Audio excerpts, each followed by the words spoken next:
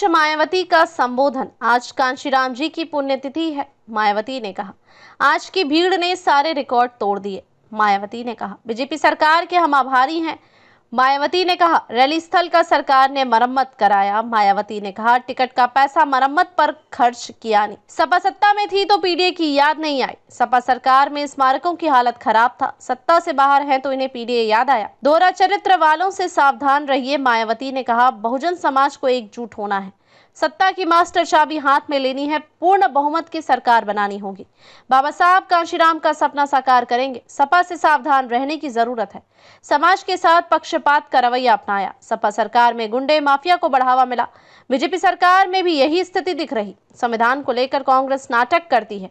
Emergency के दौरान संविधान को कुचला। बाबा साहब को संसद नहीं पहुंचने दिया था। मायावती ने कहा, बाबा साहब को भारत रत्न नहीं दिया था। सपा ने कांशीराम का हमेशा अपमान किया। दलित समाज को जागरूक होना होगा। आरक्षण अभी पूरा नहीं मिल पाया है।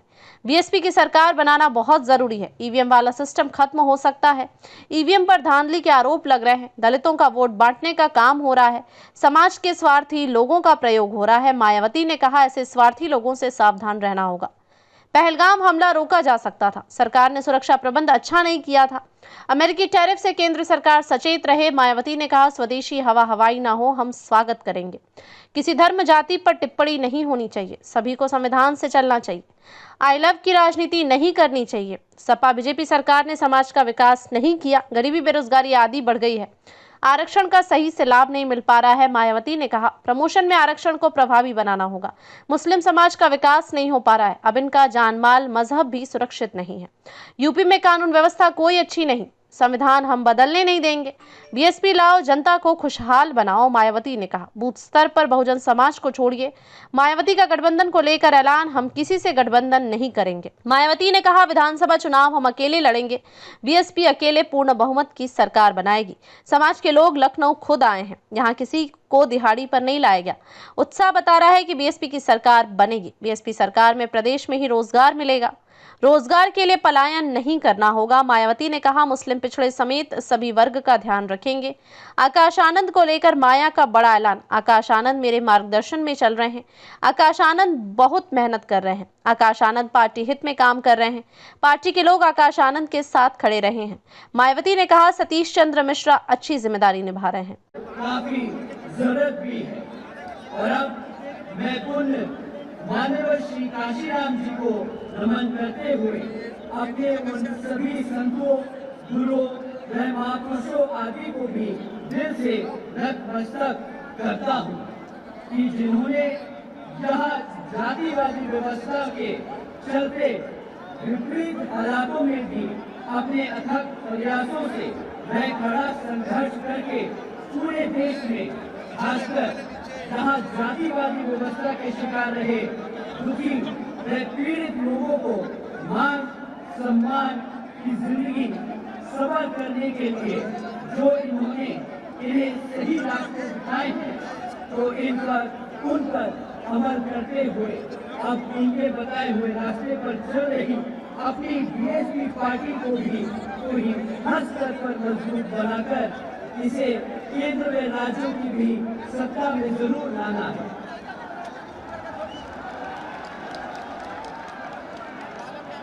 तभी फिर इन्हें बाबा साहब डॉक्टर भीमराव अम्बेडकर जी द्वारा भारतीय संविधान में दिए गए कानूनी अधिकारों का व विशेषकर आरक्षण का भी सही से पूरा लाभ मिल सकता है।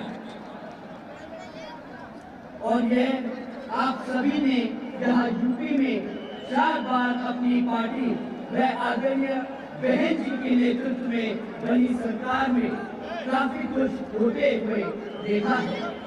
इसीलिए अब इस बार फिर से यहाँ यूपी में अपनी पार्टी को सत्ता में जरूर लाना है।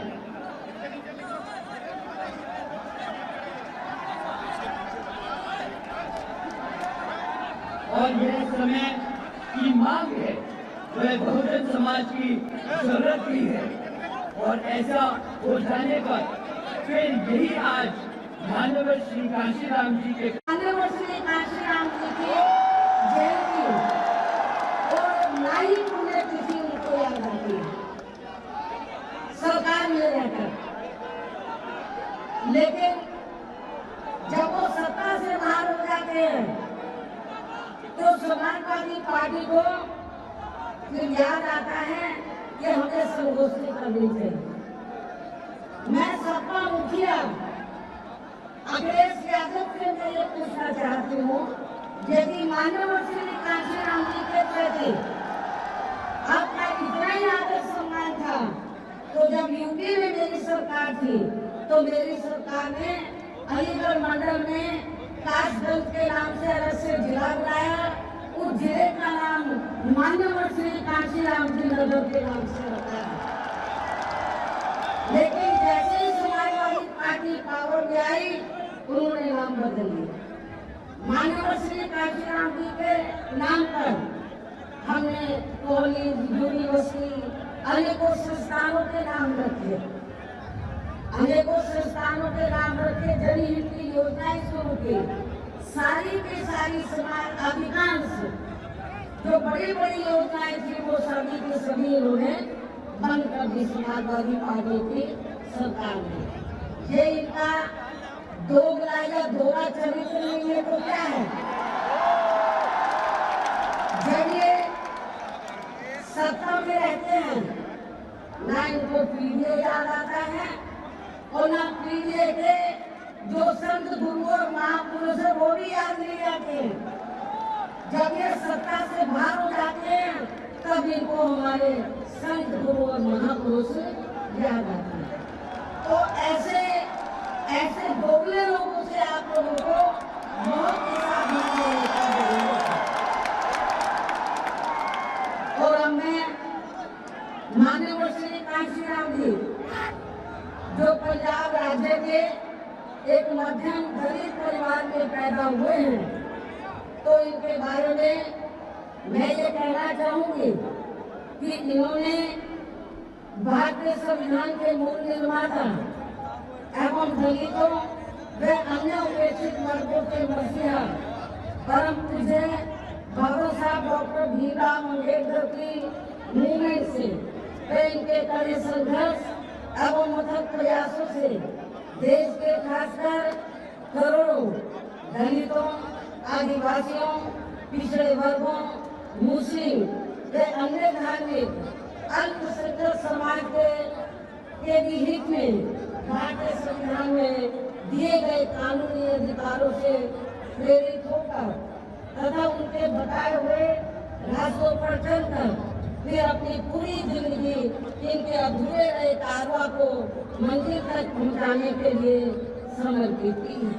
और इसके लिए उन्होंने यानी कि माननीय श्री कांशीराम जी ने अपने माँ बाप, भाई बहन, रिश्ते नाते व सरकारी नौकरी आदि सभी त्याग कर बाबा साहब डॉक्टर भीमराव अम्बेडकर जी के उस अधूरे कारवां को पूरा करने के लिए लगा दिया है, जो बाबा साहब ने यहाँ देश के करोड़ों दलितों एवं अन्य उपेक्षित वर्गों के लोगों को ये कही थी कि मैंने बाबा साहब ने क्या कहा था कि मैंने अपने कड़े संघर्ष एवं अथक प्रयासों से इन वर्गों के लोगों को भारतीय संविधान में इन्हें स्वाभिमान के साथ जिंदगी व्यतीत करने व खुद अपने पैरों पर खड़े होने के लिए कानूनी अधिकार तो जरूर दिला दिए हैं, लेकिन उनका सही से पूरा लाभ लेने के लिए इन सभी वर्गों के लोगों को अर्थात बहुजन समाज के लोगों को आपस में एकजुट होकर व इन्हें अपने विशाल वोटों के जरिए यहाँ केंद्र एवं राज्यों की भी राजनीतिक सत्ता के मास्टर चाबी खुद अपने हाथों में लेनी हो। ये परम पूज्य बाबा साहब डॉक्टर अम्बेडकर ने कहा था। तभी फिर इनका वास्तव में सही से विकास का उत्थान आगे हो सकता है और तभी फिर ये लोग स्वाभिमान के साथ अपनी पूरी जिंदगी व्यतीत कर सकते हैं, क्योंकि इस मामले में बाबा साहब डॉक्टर भीमराव अम्बेडकर जी का ये कहना था कि देश में राजनीतिक सत्ता वे एक ऐसी मास्टर चाबी है जिसके जरिए इन वर्गों के लोग अपनी सभी समस्याओं का समाधान खुद कर सकते हैं।